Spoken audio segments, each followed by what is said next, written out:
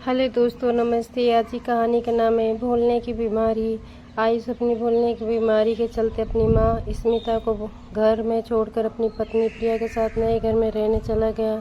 क्या सच में वह भूल गया था कि घर में उसकी मां भी है? हर औरत के लिए उसका घर बंगला या कोठी से कम नहीं होता। स्मिता ने अपने छोटे से घर को ही महल मान लिया था।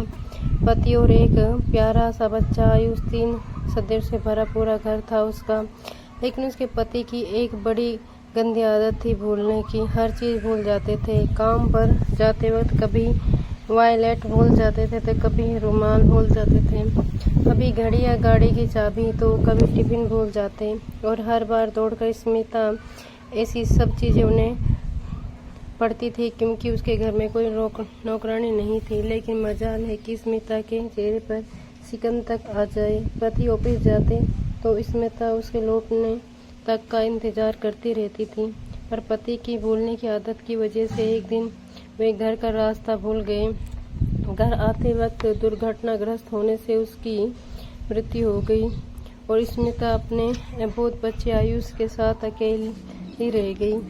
अब स्मिता घर की मालकिन से काम वाली बाई बनकर लोगों के घरों में बर्तन धोने और साफ सफाई का काम करने लगी और अपने बच्चे को पालने लगी।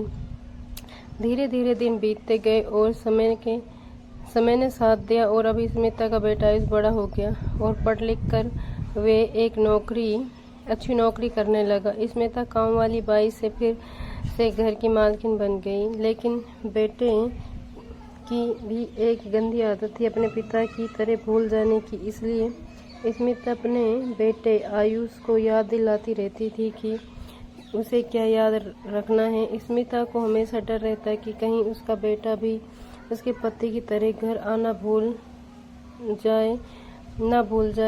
स्मिता का आयुष बेटा जिस कंपनी में काम करता उसमें प्रिया नाम की एक लड़की थी, काम करती थी और आयुष उससे प्रेम करने लगा था। एक दिन आयुष ने अपनी माँ को बताया कि वे प्रिया से शादी करना चाहता है। स्मिता बेचारी क्या करती, उसने हाँ कर दी और आयुष की प्रिया से शादी हो गई। प्रिया को यह घर छोटा लगने लगा था, लेकिन स्मिता इस घर को छोड़कर नहीं चाहती थी क्योंकि उसमें उसके पति की यादें बसी हुई थी। स्मिता अपने जीवन के अंतिम दिन इसी घर में बिताना चाहती थी। स्मिता और प्रिया के बीच में प्रिया जीत गई। स्मिता भी क्या करती, मन मार कर मान गई और घर का सामान पैक करने लगी। सारी तैयारी हो चुकी थी, बस जाना ही बाकी था। सुबह का सुमुहूर्त था। सभी लोग खाना खाकर सो गए। सुबह नए घर का सपना देखते हुए जब स्मिता की आँख खुली तो काफी सुबह हो चुकी थी। उसे घर में कोई चहल पहल सुनाई नहीं दी थी। उसने उठकर चारों तरफ देखा। घर में ना तो उसका बेटा आयुष था और ना ही बहू प्रिया। स्मिता आवाज लगाती हुई इधर उधर देखने लगी। टेबल पर एक चिट्ठी लिखी हुई थी। उसमें लिखा था, माँ हम लोग नए घर में जा रहे हैं। अगर आप नहीं जाना चाहती तो कोई बात नहीं है, आप यहीं पर रहिए। मैं कभी कभी आपसे मिलने आता रहूँगा।